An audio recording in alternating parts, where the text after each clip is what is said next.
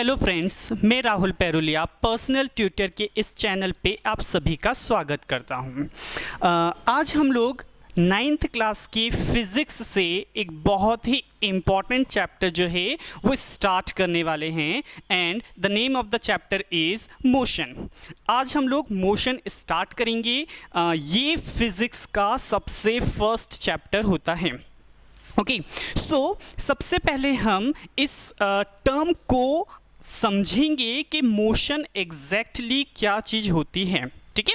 But इस term को समझने से पहले इससे रिलेटेड एक टर्म और है जिसे हमें पहले समझना होगा और वो टर्म होती है रेस्ट।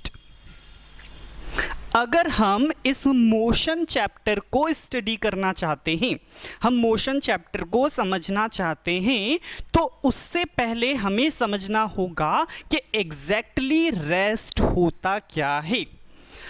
ऐसे कॉमनली हम लोग बहुत अच्छे से जानते हैं रेस्ट मीन्स अगर कोई भी एक ऑब्जेक्ट सिंपली रखा हुआ है तो हम बोल देते हैं कि ये रेस्ट में है। बट यहाँ पर हम आज स्टडी कर रहे हैं फिजिक्स को, तो फिजिक्स के अकॉर्डिंगली एग्जैक्ट डेफिनेशन क्या होती है, what is the exact definition of the term rest. Rest exactly क्या है? इसको मैं डिफाइन करता हूँ। एक कोई भी ऑब्जेक्ट है, अगर वो टाइम के रिस्पेक्ट में अपनी पोजीशन में किसी भी तरह का चेंज नहीं करता है, it means if an object does not changes its position with respect to time, then the object is said to be in rest। मतलब अगर कोई एक ऑब्जेक्ट है, जैसे फॉर एग्जांपल ये रहा एक ऑब्जेक्ट, और अगर ये एक ऑब्जेक्ट टाइम के रिस्पेक्ट में किसी तरह की इसकी पोजीशन में चेंज नहीं होता है, तो हम बोल सकते हैं कि ये जो ऑब्जेक्ट है ये रेस्ट में है। Is it clear now? तो अगर हमें पता है कि ऑब्जेक्ट कब रेस्ट में होता है, तो इसका जस्ट अपोजिट होता है मोशन। मतलब कोई एक ऑब्जेक्ट है और वो टाइम के रिस्पेक्ट में अपनी पोजीशन में चेंज कर रहा है। कैसे कर रहा है? किसी पर्टिकुलर टाइम पे उसकी पोजीशन ये है, this is the first position of the object. कुछ टाइमिंग के बाद, अब ये टाइम सेकेंड्स में भी हो सकता है, मिनट्स में भी हो सकता है, तो कुछ टाइमिंग के बाद सपोज इसकी पोजीशन यहाँ हो गई। इनिशियली ऑब्जेक्ट यहाँ था, कुछ टाइमिंग के बाद ऑब्जेक्ट यहाँ पर आ गया, ठीक है। अब क्या हुआ? ऑब्जेक्ट ने अपनी पोजीशन में चेंज किया है। किसके रिस्पेक्ट में किया है? तो उसने टाइम के रिस्पेक्ट में अपनी पोजीशन में चेंज किया है, ठीक है। इट मीन्स हम बोल सकते हैं कि ये जो ऑब्जेक्ट था ये मोशन में है, ठीक है। क्यों है मोशन में? क्योंकि वो अपनी पोजीशन को चेंज कर रहा है, वो भी टाइम के रिस्पेक्ट में। क्लियर? बट ये यहाँ पर जो डेफिनेशन है ये अभी भी इनकम्प्लीट है। इनकम्प्लीट इसलिए है क्योंकि बहुत बार ऐसा होता है जब हम ये आइडेंटिफाई कर ही नहीं पाते हैं, हम ये नहीं पता लगा पाते हैं कि ऑब्जेक्ट की पोजीशन में चेंज हुआ है या नहीं हुआ है। जैसे फॉर एग्जांपल एक बहुत बड़ा सा प्लेन एरिया है, टोटली प्लेन एरिया है। उस प्लेन एरिया में अगर मैं थोड़ा बहुत मूवमेंट करता हूँ तो मुझे पता ही नहीं चलेगा, ठीक है। तो किसी भी ऑब्जेक्ट ने अपनी पोजीशन में चेंज किया है या नहीं किया है, ये हम आइडेंटिफाई करते हैं एक रेफरेंस पॉइंट से। मतलब एक ऐसा पॉइंट जिसकी हेल्प से हम उसकी पोजीशन को मेज़र करने वाले हैं, उस पॉइंट को हम बोलते हैं रेफरेंस पॉइंट। फॉर एग्जाम्पल यहाँ पर ये एक मैं रोड कंसीडर कर लेता हूँ। ये है एक शॉप नंबर फर्स्ट, ये है शॉप नंबर सेकेंड, एंड यहाँ पर मैं मेंशन कर देता हूँ शॉप नंबर थर्ड। एक ऑब्जेक्ट जो है इनिशियली यहाँ पर था, कुछ सेकेंड्स के बाद ये ऑब्जेक्ट यहाँ पर आ गया, उसके कुछ सेकेंड्स के बाद ऑब्जेक्ट शॉप नंबर थर्ड पर आ गया। क्या हो रहा है? अगर मैं इसको रेफरेंस पॉइंट मान लूँ ये है मेरा रेफरेंस पॉइंट। तो initially object shop number first के सामने था। अब इससे मैं कंपेयर करूं तो ऑब्जेक्ट में मुझे कुछ चेंज दिख रहा है, उसकी पोजीशन में मुझे कुछ चेंज दिख रहा है। इसका मतलब यहाँ पर मोशन की डेफिनेशन और रेस्ट की डेफिनेशन में हम एक वर्ड और ऐड करने वाले हैं और वो है reference point. It means if an object does not change its position with respect to time and with respect to a reference point or a fixed point, then the object is said to be in rest, otherwise it is said to be in motion. Clear? So rest and motion ये दो term हैं जो हमें बहुत अच्छे से पता होनी चाहिए, वो तब जब हम स्पेशली मोशन चैप्टर को स्टडी कर रहे हैं। क्लियर? नाउ इन दो वर्ड्स को डिफाइन करने के बाद हम लोगों के पास जो नेक्स्ट टर्म आती है वो है scalar and vector quantities. But scalar and vector quantities जो हैं ये हम लोगों की होती है physical quantity. Physical quantities, what are physical quantities? ऐसी सभी क्वांटिटीज जिनको मेजर किया जा सकता है, जिनको मापा जा सकता है, उन क्वांटिटीज को हम बोलते हैं फिजिकल क्वांटिटीज। फॉर एग्जाम्पल, मास को हम किलोग्राम्स केजी में मेजर करते हैं। इसका मतलब चूंकि इसको मेजर किया जा सकता है इसीलिए ये है एक फिजिकल क्वांटिटी। मास को हम मेज़र करते हैं, हम स्पीड मेज़र करते हैं, बोलते हैं ना speed 30 kilometre per hour, 40 kilometres per hour. It means हम उसको अगर मेज़र कर पा रहे हैं, किसी चीज़ को हम माप पा रहे हैं, इसका मतलब क्या है? इसका मतलब है कि वो हमारी फिजिकल क्वांटिटी है। क्लियर? नाउ फिजिकल क्वांटिटीज़ जो हैं ये टू टाइप्स की होती हैं। Okay, physical quantities two types की होती है। एक होती है स्केलर एंड एक होती है vector. Physical quantities two types की होती है। अब स्केलर क्या है? ऐसी सभी फिजिकल क्वांटिटीज जिनमें सिर्फ और सिर्फ मैग्नीट्यूड होता है और डायरेक्शन का कोई भी सेंस नहीं होता है, मतलब वो डायरेक्शन से इंडिपेंडेंट है, डायरेक्शन का उस क्वांटिटी के ऊपर कुछ भी फर्क नहीं पड़ेगा। ऐसी क्वांटिटीज को हम कहते हैं scalar quantities. It means the physical quantities which have only magnitude. अब ये मैग्नीट्यूड क्या चीज़ है? मैग्नीट्यूड को समझें। फॉर एग्जाम्पल, मैंने कहा कि किसी ऑब्जेक्ट का जो मास है वो है 5 kg, किलोग्राम्स। सो इसमें ये जो 5 किलोग्राम है ये है उसका मैग्नीट्यूड। बट कुछ क्वांटिटीज ऐसी होती है जिनमें मैग्नीट्यूड के साथ साथ में डायरेक्शन का भी सेंस होता है, डायरेक्शन भी होती है। उन क्वांटिटीज को हम कहते हैं vector quantities. Clear? So physical quantities क्या होती है? ऐसी क्वांटिटीज जिनको मेजर किया जा सकता है उन्हें हम कहते हैं physical quantities. Physical quantities two types की होती है, एक होती है स्केलर और एक होती है वेक्टर। स्केलर क्वांटिटीज क्या होती है? ऐसी क्वांटिटीज जिनमें सिर्फ और सिर्फ मैग्नीट्यूड होता है, डायरेक्शन का कोई सेंस नहीं होता है, उन क्वांटिटीज को हम कहते हैं स्केलर क्वांटिटीज। अब स्केलर क्वांटिटीज के क्या क्या एग्जांपल्स हैं? So for example, speed. Speed में सिर्फ और सिर्फ मैग्नीट्यूड होता है, डायरेक्शन नहीं होती है, तो स्पीड एक स्केलर क्वांटिटी है। इसी के साथ में डिस्टेंस, ये भी एक स्केलर क्वांटिटी है क्योंकि डिस्टेंस में डायरेक्शन का कोई भी सेंस नहीं होता है।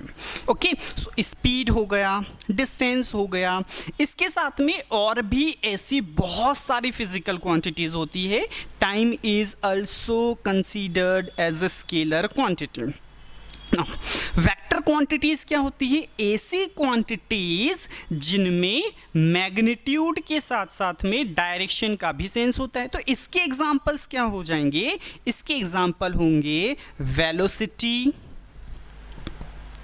Acceleration, okay, so and force में लिख देता हूं। तो ये कुछ क्वांटिटीज ऐसी हैं जिनमें मैग्नीट्यूड के साथ में डायरेक्शन का भी सेंस होता है। सो फिजिकल क्वांटिटीज के बाद अब देखिए यहां पर मैंने एक फिजिकल क्वांटिटी ली है डिस्टेंस। वेक्टर में मैं एक और मेंशन कर देता हूं डिस्प्लेसमेंट।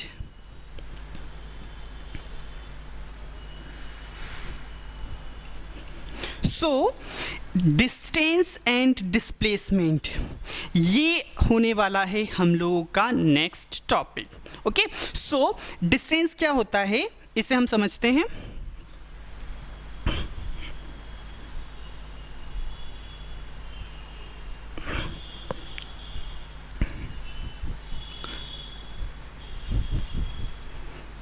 डिस्टेंस फॉर एग्जाम्पल के लिए एक ऑब्जेक्ट है, वो किसी पॉइंट ए से चलना स्टार्ट करता है, ए से गया बी तक, ठीक है। सपोज ये जो लेंथ है ना, ये लेंथ है 5 मीटर। एक ऑब्जेक्ट ए से बी तक जाता है, कितना जाता है? 5 मीटर। देन आफ्टरवर्ड्स बी से सी तक जाता है, वंस अगेन 5 मीटर। बी से सी तक जाता है, फिर से कितना जा रहा है? 5 मीटर ट्रैवल करता है। फिर सी से डी तक जाता है और सपोज कर लेते हैं अब 10 मीटर्स ट्रैवल करता है। ऑब्जेक्ट ने इस पॉइंट ए से चलना स्टार्ट किया और डी पर एंड करता है, फिनिश करता है। सो इस पूरे जर्नी में जो भी एक्चुअल लेंथ है, किसकी एक्चुअल लेंथ? उस ऑब्जेक्ट ने जो पाथ ट्रैवल किया है, जो पाथ कवर किया है, उसकी जो एक्चुअल लेंथ है उसे हम कहते हैं distance. It can be defined as it is the actual length of the path covered by an object. एक ऑब्जेक्ट एक्चुअली जैसे भी जा रहा है, जिधर भी मुड़ रहा है, ठीक है, तो वो जितनी भी लेंथ को कवर करेगा उसी लेंथ को हम कहते हैं डिस्टेंस। क्लियर? इसको हम मेजर करते हैं मीटर में और स्मॉल m से रिप्रेजेंट करते हैं इसको। क्लियर? सो डिस्टेंस क्या है? It is the actual length of the path travelled by an object and it is measured in metre. अब ये फिजिकल क्वांटिटी है। अभी हमने डिस्कस किया है कि फिजिकल क्वांटिटीज 2 टाइप्स की होती है। इसमें डायरेक्शन का कोई भी सेंस नहीं है, ठीक है। सिंस इसमें डायरेक्शन का कोई भी सेंस नहीं है, इसीलिए ये है हमारी scalar quantity. So distance is scalar quantity और इसको हम मेजर करते हैं मीटर में। क्लियर ना? डिस्टेंस के बारे में कुछ और चीज़ें हैं जो हमें पता होनी चाहिए। वो ये कि डिस्टेंस जो है ये कभी भी नेगेटिव नहीं होता है। इट मीन्स अगर ऑब्जेक्ट ने ट्रैवल किया है, अगर ऑब्जेक्ट में कुछ मूवमेंट हुआ है, तो उसकी जो डिस्टेंस रहेगी वो कभी भी नेगेटिव नहीं होगी। डिस्टेंस इज ऑलवेज पॉजिटिव, कभी भी नेगेटिव डिस्टेंस नहीं होगी। सो this is all about the term distance. On the other hand इसी के साथ में एक और रिलेटेड टर्म है, ये है displacement. So what is displacement? अगर इसको मैं सिंपली इस वर्ड से कनेक्ट करूं, so distance with direction, but ये थोड़ी सी इनकम्प्लीट सी डेफिनेशन है, प्रॉपर हम इसको नहीं बोल सकते। So what is displacement? क्योंकि इन दोनों में सिर्फ और सिर्फ डायरेक्शन का ही सेंस है। इट मीन्स डायरेक्शन का ही एक छोटा सा डिफरेंस है। So what is displacement? इसके लिए भी एक एग्जांपल देखते हैं। ये रहा पॉइंट ए, एक ऑब्जेक्ट ए से बी तक जाता है, suppose this is 5 meter. Then B से सी तक जाता है, once again I am taking this is 5 meter. And then C से डी तक जाता है और ये भी मैं ले लेता हूं 5 मीटर। क्लियर? ऑब्जेक्ट ए से बी पर गया पहले 5 मीटर, बी से सी पर गया once again 5 meter, then C से डी पर गया वंस अगेन 5 मीटर, फाइनली वो यहाँ पर आ चुका है। ठीक है, सो अगर मैं यहाँ पर ये देखूँ कि ऑब्जेक्ट ने कितना डिस्टेंस कवर किया है, चूंकि ये हम पढ़ चुके हैं, it is the actual length of the path, तो कितना ट्रेवल किया है 5 + 5 + 5, इट मीन्स टोटल उसने जो लेंथ कवर की है ये है 15 मीटर। सो ये तो हो गया इसका डिस्टेंस, तो डिस्प्लेसमेंट क्या होगा? Displacement can be defined as it is the shortest length of the path between initial and final point. Means ये रहा इसका इनिशियल पॉइंट जहाँ से ऑब्जेक्ट ने चलना स्टार्ट किया, और ये है इसका फाइनल पॉइंट, मतलब यहाँ पर ऑब्जेक्ट रेस्ट में आ गया, ये इसका फाइनल पॉइंट है। सो इनिशियल और फाइनल के बीच की जो शॉर्टेस्ट डिस्टेंस है, जो शॉर्टेस्ट लेंथ है, किसके बीच की? इनिशियल और फाइनल पॉइंट्स के बीच की जो भी शॉर्टेस्ट लेंथ है उसे हम कहते हैं डिस्प्लेसमेंट। अब देखिए, शॉर्टेस्ट लेंथ के लिए एक स्ट्रेट लाइन ही बनाई जा सकती है। दो पॉइंट्स को शॉर्ट लेंथ से ज्वाइन करना, मतलब एक छोटी से छोटी लाइन से अगर ज्वाइन करना है तो वो हमेशा लाइन जो रहेगी वो स्ट्रेट लाइन रहेगी, वो कर्व में नहीं हो सकती, क्योंकि अगर वो कर्व में हो जाएगी तो उसकी लेंथ इंक्रीज हो जाएगी। सो इन दोनों को मैं एक शॉर्टेस्ट लेंथ मतलब एक स्ट्रेट लाइन से ज्वाइन कर देता हूँ। सो ये जो लेंथ है यही रहने वाली है डिस्प्लेसमेंट। अगर मैं कंसीडर कर लूँ कि ये पैरेलल लाइंस हैं, ठीक है, तो ये जो लेंथ है ये भी होगी 5 metre. Clear? So displacement is the shortest length between initial and final points. So this is whole about the displacement. अब जैसे हमने डिस्टेंस के बारे में कुछ टर्म्स डिस्कस की है, वैसे ही हम करेंगे डिस्प्लेसमेंट से रिगार्डिंग भी। जैसे कि डिस्प्लेसमेंट को हम मेज़र किस में करते हैं? अब चूंकि ये लेंथ है तो लेंथ की जो स्टैंडर्ड यूनिट है वो हमेशा मीटर होती है। सो इट्स ऐसा यूनिट इज ऑल्सो मीटर, इसको भी हम मीटर में ही मेज़र करते हैं। जैसे ये स्केलर क्वांटिटी थी, ऐसे ही ये रहने वाली है वेक्टर क्वांटिटी। अब ये वेक्टर क्यों है? ये वेक्टर इसलिए है क्योंकि इसमें डायरेक्शन का बहुत बड़ा सेंस है। कैसे सेंस है? इसके लिए हम एक और छोटा सा एग्जांपल लेते हैं। ये रहा मेरा एक रेफरेंस पॉइंट ए, एक ऑब्जेक्ट ए से चलना स्टार्ट करता है, बी पर आ जाता है। सपोज ये है 10 मीटर। क्लियर? नाउ बी से वो सी पर जाता है, suppose this is 5 meter, and then C से वो वापस से बी पर आ जाता है। क्या हो रहा है यहाँ पर? ऑब्जेक्ट ए से चलना स्टार्ट करता है, ए से बी पर जाता है, बी से सी पर जाता है, बट उसके बाद में क्या हो रहा है? उसके बाद में सी से वापस बी की तरफ आ जाता है।